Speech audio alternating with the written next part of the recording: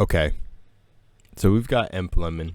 I've never watched you before, EmpLemon. I think your picture is the Ugandan Knuckles. No, it's not Ugandan Knuckles. It looked like Ugandan Knuckles at first.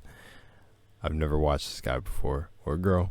Could be either. Not sure yet. Haven't even started the video, but we're here stealing content again. No, but I got this recommended to me from a Patreon, so we're gonna be in here. Let's do this. Let's go. We gotta do this one. It's a long video. I'm doing this for you, my man or girl. So, shout out everybody. Send out a lot of love. We're gonna hop straight into this. I've got tons of other reaction videos here. Tons of stealing content. Gotta love it. But in a serious sense, shout out to EmpLemon. If you want to take down my video, I don't mind. Take destiny into your own hands, folks. And I want to hop into this because this is interesting. Sympathy for the villain. So, they said they would like to see my viewpoint on this. As always, it's why you guys come here in the first place. But no, in a serious manner, there's always that thing where you watch something that has a really good, really well written villain, and the sympathy or empathy for the villain, the whole difference between sympathy and empathy to it, it's either let's look it up real quick. I want to see the real difference and empathy. Okay, so sympathy is to acknowledge that someone is distressed, and empathy is to actually understand how someone else is feeling.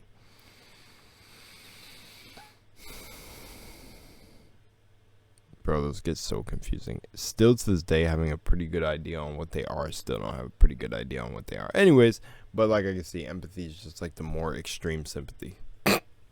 Literally.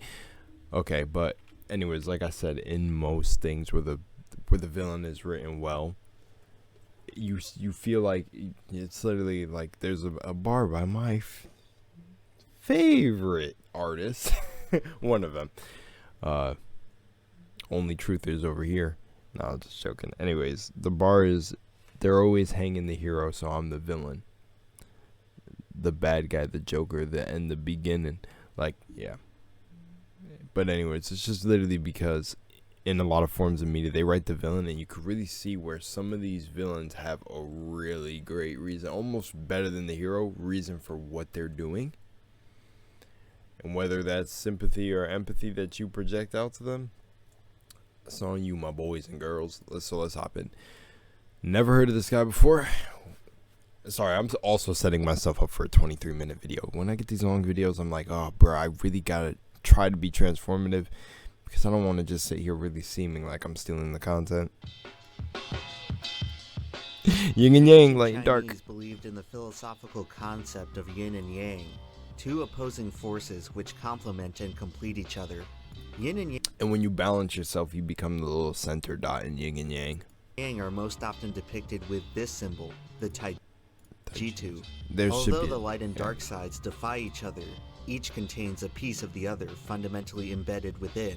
Together, the opposing forces exist in a state of balanced equilibrium. Yep. Numerous examples of yin and yang exist in nature, such as the brightest light creating the harshest shadows. Yep. But perhaps the most fascinating application that was fire how you said that, bro. Of yin and yang exists in the realm of fiction, in the relationship between heroes and villains. Yeah. We all grow up listening to the same kind of story. A valiant hero overcomes the odds. Actually, before we even begin, because like I said, you come in here for my reaction on it, right? That's what you guys are here for? You sure? Sorry, I'm being weird. Anyways, you see how he took the word villain and colored it dark? It's a really funny thing, because I did see a comment, because now that they put the comment on the part of the video or whatever, I seen a comment there that talked about we never really feel the villain, whether you want to call it sympathy or empathy. Let's make a third new word. I think both of them combined. Is there a word for both of them combined? Because I personally feel like you do feel the villain, because all the energy exists within you. You have yin and yang within you. Just because you don't act out evil or devilish thoughts when you have them, if your mind's not balanced, because yeah, more Ah, Jesus. God, I gotta stroke my own ego for a second. Having a more balanced mind, you will not have those thoughts. Like, I don't have those thoughts. Like, I don't just walk into an area and I'm like, I could just kill everybody in here. But do you see what I'm saying? It's like, even though you have those thoughts and you don't act them out, though you would look at a villain on the screen who does that and then say that you could have sympathy for their story and say that it's not the same. That's basically what the comment was saying, was that it's not the same because we can't actually feel for the villain, but you can. That's why, honestly, I think the two words are retarded, to be honest with you. Because you can. Because you can see that just because you haven't stooped to that part of your nature, everyone is a reflection of you. So that is just you in another form. And since he brought up Aang, okay, this is why I gotta tie in Aang. So if you haven't seen the Avatar: The Last Airbender, like the fucking 5 of you living under a rock, no, I'm just joking. But Aang didn't end up killing Fire Lord Zuko. That's why he took his bending from him. So he just depowered him by balancing everything out. I mean, something else would rise if yin and yang is truly the whole concept, and that means there's always going to be another dark evil to arise, and it's going to be this constant thing until it's like a complete balance. But that's the point of him taking the bending from him. It's like you not acting on those evil thoughts is creating the equilibrium, but like not facing them could also fester and make you act out those evil thoughts. So that's why I say having a balanced mind. Like, yeah, hope that made sense. That's why Aang took his bending instead of to defeat a despicable villain. We learn to view heroes and villains as part of a binary system. We root for the good guys and root against the bad guys. It's a principle that all but defines the essence of storytelling. As children, we view this as an unbreakable law, but as we get older, something very mysterious happens. The line between heroes and villains starts to become gray. Yeah, no, and that thing about kids, I doubt it. It's only like that because it's programmed in us. Blur. All of a sudden, heroes start to look a lot more lame, while villains become all the more appealing. If you look at the word villain in the dictionary, nearly every definition you'll find will mention the word evil. But what if... You know the funny thing with the word evil is evil, and like evil reversed is to live. So as being evil, you have to be evil to live. Hey, evil backwards is live. But to live would also be evil. Sorry. Exactly is evil. Had to do it. Well, in most cultures, the concept of good and evil Profoundly are tied to our premise of morality. Our morality is often determined by whatever religious or spiritual code we grew up with. Religions across the globe embody evil through the image of the devil. As the face of evil for the world's most popular religion, Satan is likely the most infamous villain in human history. Most religions portray me as the incarnate of evil, meaning my actions literally define what it is to be immoral. It's tough to get more evil than that. In fact, it's impossible. Each version of the devil shares similar traits, but none are identical. There is no definitive answer for what constitutes an evil action. All right, I can see that I will have to teach you how to be villains. The notion of evil is an abstraction. I forgot what that and show can is be called. altered depending on the society and place around us. Evil assumes the purpose of a blanket term attributed to people who cause us negative outcomes. Yeah. Morality is one of the most difficult concepts for the human mind to understand. Everyone has their own set of complex needs and motivations. It's much easier to just look at the source of all your suffering and call it evil. Every villain is lemons. EmpLemon. It's much easier to write a story and have the antagonists do bad things because they're evil. Unfortunately. But then a really that easily solves that a really good villain would have you floating in the gray area, or have the hero be very close to the villain, like very on similar waves of what they do. Evil villains also tend to be forgettable villains. I mean, does anybody really remember Maleficent? Her name is a literal synonym for evil. The problem with evil characters is that we have a hard time relating to them.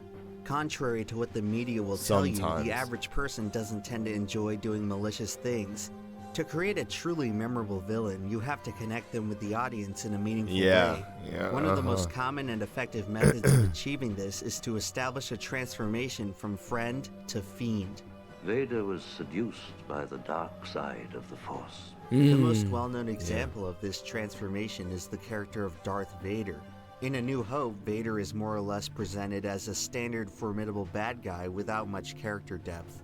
We're told he was once good, but we don't actually get to see this dimension of Vader until The Empire Strikes Back, where for the first time we catch a glimpse of what he looks like beneath the mask.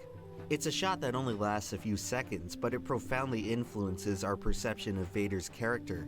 The film reveals that he was involved in some kind of horrific incident which left him permanently disfigured and scarred. Scars are a powerful visual and metaphorical tool to humanize a villain. They represent significant trauma and vulnerability, traits unlike anything we've seen in Vader before that point. One of the most iconic scars in fiction belongs to Prince Zuko from Avatar. Man versus self. Oh, the next I've always chapter had to is struggle Zuko. and fight, and that's made me strong.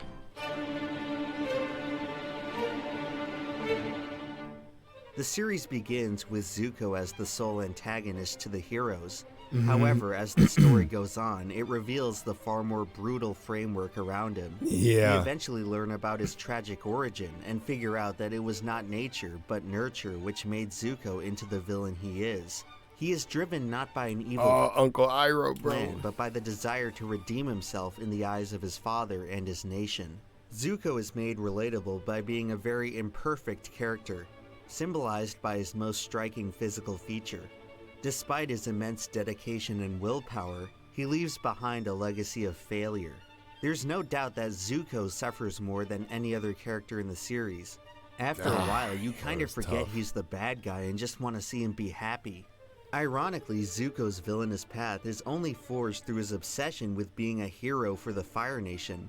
At the end of the day, Zuko is only seeking what we all desire, belonging and acceptance from his peers. No, see, what he said there is no. You have to find it within yourself. But I see what he's saying. Yes, like yes in terms of what he's saying, but no, that shouldn't be something that is a continued thing where you accept something like that, because you shouldn't be seeking that. You should already feel it within yourself, so you project it outwards. Scar is a physical token. True, like I mean, it's just my perspective on it, but you're gonna create suffering trying to it's literally exactly why it's man versus self. It's exactly why Zuko went through this. If he could have just realized within himself, like, bro, screw being the hero for the Fire Nation, which eventually on that journey he did. He's probably gonna get into that. Token representing the insurmountable division between he and his ideal being. He sacrifices so much trying to overcome it, but the scar, like the past, can never be erased. It is only when Zuko learns to embrace his hardship that he truly becomes the person he was meant to be. Yeah. I used to think this scar marked me, the mark of the banished prince, cursed to chase the Avatar forever. But lately, I've realized I'm free to determine my own destiny, even if I'll never be free of my mark. This needs to be all y'all trying to fit he in. fulfills his destiny as a hero, just not in the same way he envisioned. Yeah. Zuko is on a his memorable own terms. villain because he is one of the most human villains ever written. Yeah. But what about a villain that is the opposite of human? I don't know what the hell's in there, but it's weird and pissed off, whatever it is. See, and the thing with Zuko, that's a real, like, 6 minutes in, that's a real example of, you could just say that's empathy right there. Like, that was empathy and sympathy right there, because you threw it, you just want to give the dude a hug. So that, based on the diagram I was seeing, that was hugging. You like just wanted to give Zuko a big ass hug. Science fiction is no stranger to featuring antagonists of a more cosmological origin. This Halloween, I talked about John Carpenter's 1982 horror film, The Thing? a story I that still didn't watch features a this, but, shape-shifting alien which serves as an allegory for mistrust and paranoia. The monster from The Thing is akin to the works of H.P. Lovecraft and the premise of cosmic horror.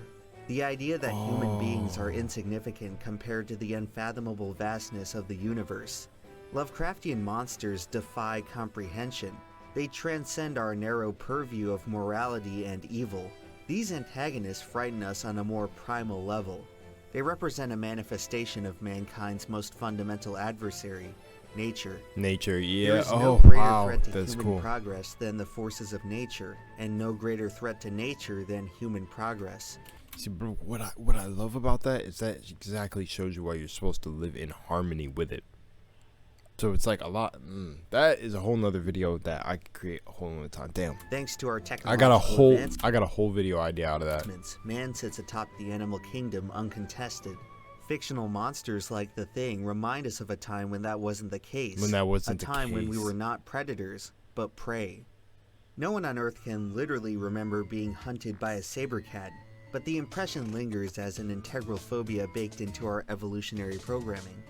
Now that no other animal can challenge us, it's up to our imagination to create something that can. Perhaps our ultimate undoing won't come from nature, but from the very technology we use to conquer it. Boom! Wow, the topic of AI going on. See, I might as well say this in this video too.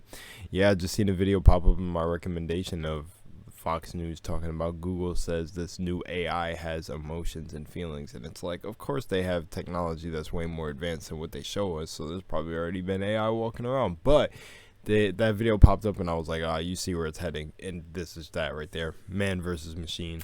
I know that you and Frank were planning to disconnect me, Look at this. and I'm afraid Boom! that's something I cannot allow to happen. I knew you and Frank were planning to disconnect me. This video is more like not even sympathy for the villain, but it's more about like slight little jabs about what's going on. It literally just wraps back to humanity is dealing with a shadow self right now. All the shadow is coming out. You see all the corruption and everything is coming out now. 2001 was the first prominent film to feature artificial intelligence as a major antagonist. The premise of a rogue AI takes the relationship of man versus nature and inverts it. Just as human beings are a product of nature, machines are a product of humanity. Characters like HAL 9000 reverse our perspective of a creation overtaking its creator. Perhaps we, like nature before us, merely exist as the next stepping stone in the progression of intelligent life. Yep. Why can't we just have like a world like Destiny? Come on, would that not be fun? Bro, I want to play Destiny just for that. Like, I want a little ghost, bro. That'd be awesome. Technology living side by side in harmony of the yin and yang with humanity instead of making full fucking entities on their own, bro. Damn, bro. It's crazy. These motherfuckers are playing God, bro. And we, like nature, are doomed to be conquered by whatever comes next. At least for now, the technological takeover remains in the realm of fiction. But rogue AI and other intelligent monsters do provide us with a unique conflict. They don't operate within trivial human desire. Godzilla won't stop destroying the city out of any moralistic epiphany. Aristotle. The most terrifying part of antagonists like these is not that we can't understand them, but that they can't understand us. To them, all of our petty rules and emotions are utterly meaningless. Yeah. If the rule you followed brought you to this, of what use was the rule? I like how he's doing those. Man versus order. Somewhere in the middle of monster and man, you'll find a character like Anton Chigurh. In 2014, a team of Belgian psychiatrists analyzed more than 400 villains across cinema and found Chigurh the single most realistic representation of a psychopath. His total emotional disconnect to murder was similar to many real-life hitmen the researchers interviewed. Chigurh is a profoundly strange character. His origin, background, and overall motives are all unknown. He is described as somewhat of a phantom. Many have analyzed the character as a rhetorical link between man and God, more specifically as an agent of fate. To Chigurh, human beings are no different than cattle waiting for slaughter, a perspective harshly illustrated through his means of execution. To him, human life is completely dispensable. But despite savagely murdering a dozen people in the film, it's difficult to describe Chigurh's motivation as malicious. Is it malicious when a tornado demolishes a Midwestern home? The film portrays Chigurh as an I guess not, because you really just chalk that up to, damn, it was nature.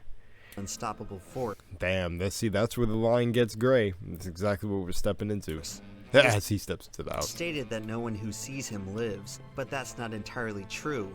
The most intriguing insights into Chigurh's character occur not when he kills, but when he chooses not to kill. Of course, if you asked him, he'd probably tell you that there was never really any choice in the matter. Chigurh's actions are dictated by a strict personal code of conduct that's never fully explained. All of his kills have a consistent logic to them. Most of the victims were simply dispatched as a cut-and-dry means of completing his primary objective. It's only through ambiguous situations when we capture a glimpse into Chigurh's philosophy. In the iconic gas station scene, he contemplates killing the clerk but offers him an out in the form of a coin toss. Pragmatically speaking, the Oh my gosh, this is the real-life Two-Face? coin toss is a meaningless gesture, but within Chigurh's internal principles, it allows him to act independently of a conscience. The nature of Chigurh's character is deterministic. By acting as the hand of fate, he relinquishes his own agency over situations. He operates automatically, never deviating from the most efficient path towards his eventual outcome. The idea of people feebly trying to exercise control over their destiny confuses and disgusts him. If mercy exists in Chigurh's universe, it can only be found in something as brutally random as a coin toss. It's been traveling 22 years to get here, and now it's here. And truly, if he operates on fate, is the coin toss really random? Or is it literally the fate of that person? Doesn't really rest in the coin toss. It's like because that person genuinely isn't meant to die, so the coin flip is gonna follow some sort of fate or weird number generated possibility in one of many multiverses. Here, and it's either heads or tails. It's for this reason why some people have But defined that's like Chigurh Two-Face. as the embodiment of chaos. The relative unpredictability of the character creates the striking tension for which the film is so celebrated. However, Chigurh is paradoxically the most calculated, meticulous, and orderly character in the story. Yeah. If we all knew what he knew, all of his actions would make perfect sense. Such is the confounding nature of a psychopath. They exist in the uncanny valley. Although they resemble us on a physical level, we will never understand them on a mental level. That's not true either. That's very not true either. I don't believe that. I don't believe that. Wow, I paused the video at 12:222. I like this, man.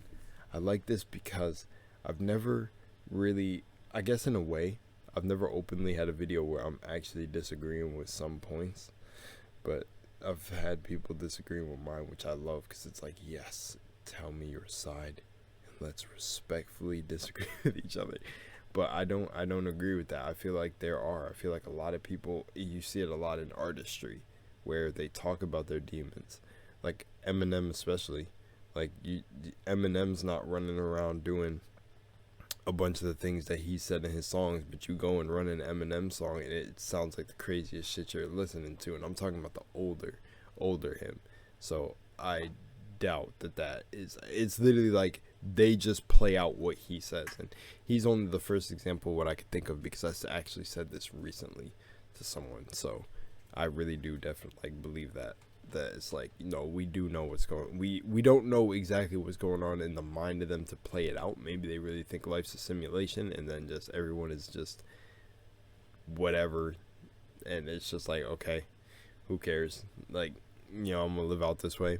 There could be trauma tied to it, everything, but I think ultimately you can understand it because, well, like, that's, we're going back to another Jordan Peterson thing, but a good man is someone who keeps his demons in check, and I think it would be really easy to, like, succumb to that mindset, or you can really sit on that and think about some nut stuff, and I think within those moments you find true, like, enlightenment. If we go back to the Aang versus whatever his name, what was his name? I forgot what his name was. Did I say it in the beginning? I just know it was the Fire Lord or whatever, fucking Zuko's dad. When he versed him, bro, he had all the power in the world to literally obliterate him. Pretty sure it ran through his mind, but it's almost like having that understanding, he still chose not to. Because I feel like a lot of people out here could be psychopaths.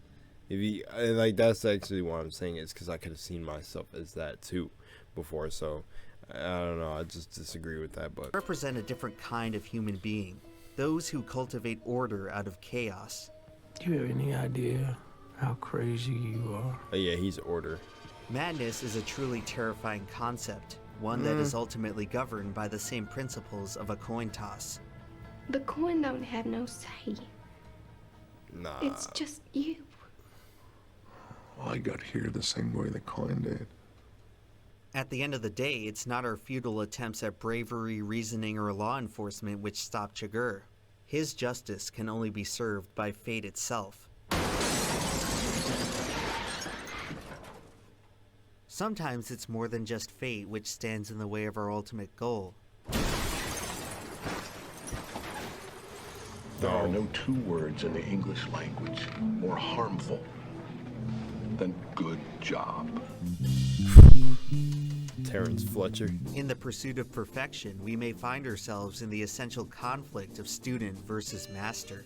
This conflict is intimately explored in the 2014 film Whiplash. Oh, I've Terrence seen memes Fletcher of is this the recently. consummate stalwart of success. Andrew Neiman is chasing success, but his desire to impress Fletcher transforms his passion into an obsession.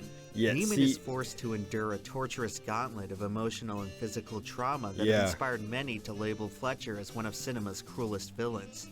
He is an unrelenting critic, honing in on imperfections that are indistinguishable. Oh wow, this reminds me of literally what I just watched recently, but Black Swan. Yeah, to the average this is like a Black Swan listener. type. He demolishes his students' confidence by setting the bar of excellence insurmountably high. Fletcher's methods are borderline sadistic. Damn, his However, is the more crazy. abuse he hurls at Neiman, the more Neiman refuses to concede. Despite their bitter adversarial relationship, both characters are ultimately working towards the same goal, overcoming the gap between proficiency and mastery. What separates greatness from mediocrity? Perhaps it is practice, dedication, raw talent, or dumb luck.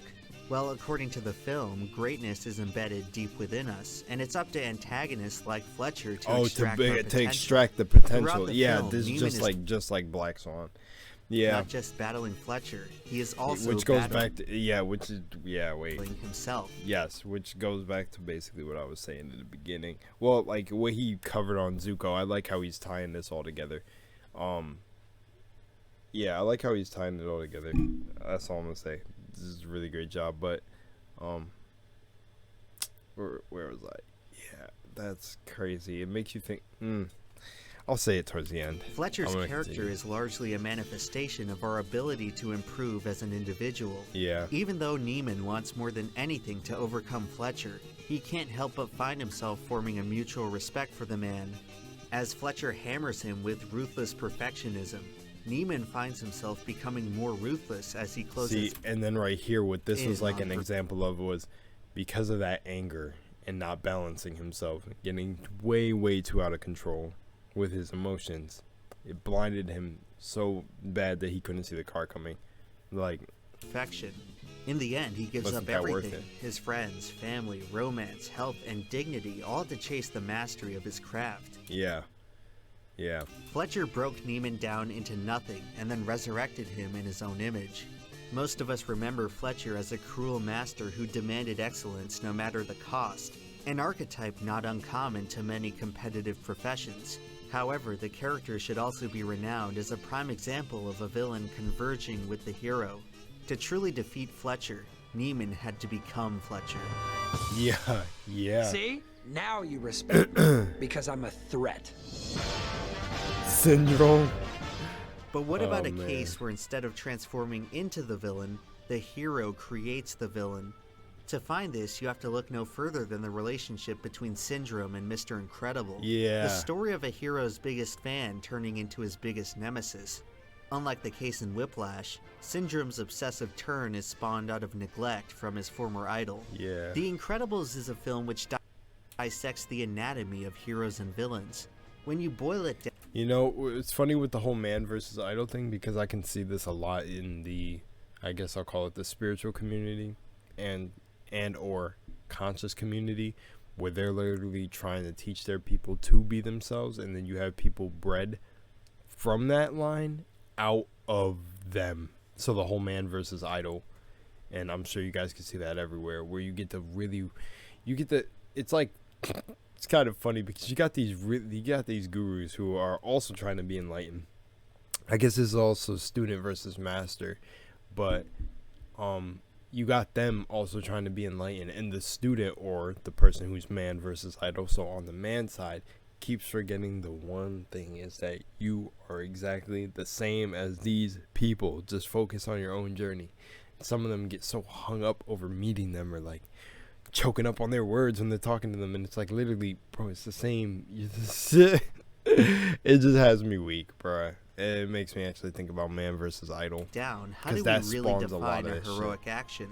In his analysis of the film, YouTube reviewer The Real Jims made the intriguing point that in other Pixar films, Buddy would be the protagonist, the scrappy underdog who gets told by the world around him that he's not good enough. Where the character deviates from the archetype is in his misplaced priorities and what it means to be a hero. The Incredibles subverts the ethos of the prototypical Pixar formula by examining how the underdog story could actually corrupt someone who takes it too much to heart. Yeah. Syndrome gets more caught up in the fanfare of heroics than the true moral significance.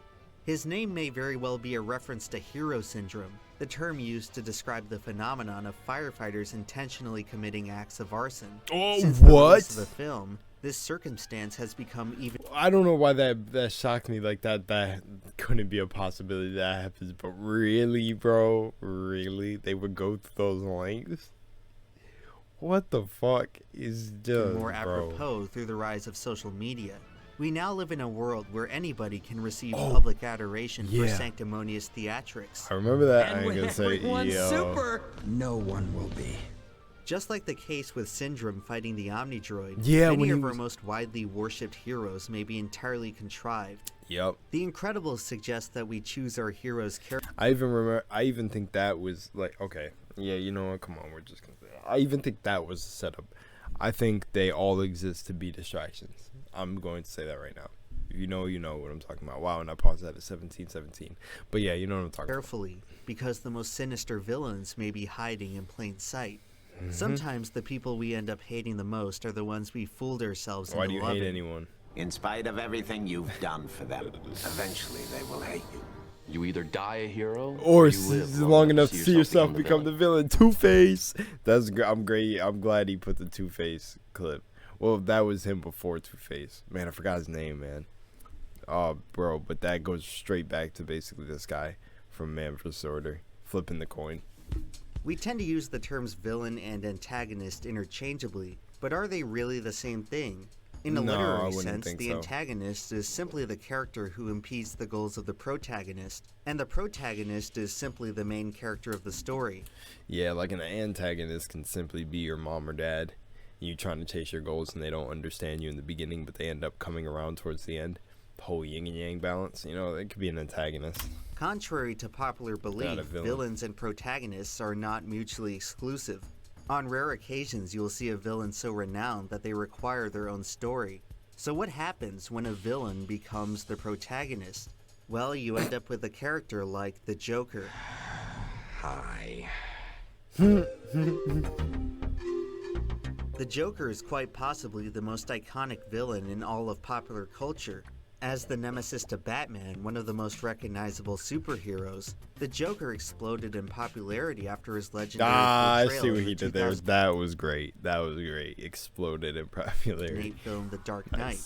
The untimely death of Heath Ledger infused an air of mysticism to the performance and the character. The Dark Knight Joker has been described by many as one of the most likable villains of all time. He is the consummate bad guy, a glorious amalgamation of all the villains I listed so far. He is tragically scarred like Zuko. His motives transcend our comprehension like HAL 9000. He is a measured psychopath like Chigurh.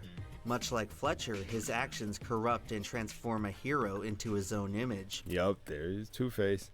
And that's cool because then Two-Face has his own storyline. He becomes the protagonist, man. He's like order and chaos. I think he literally says that.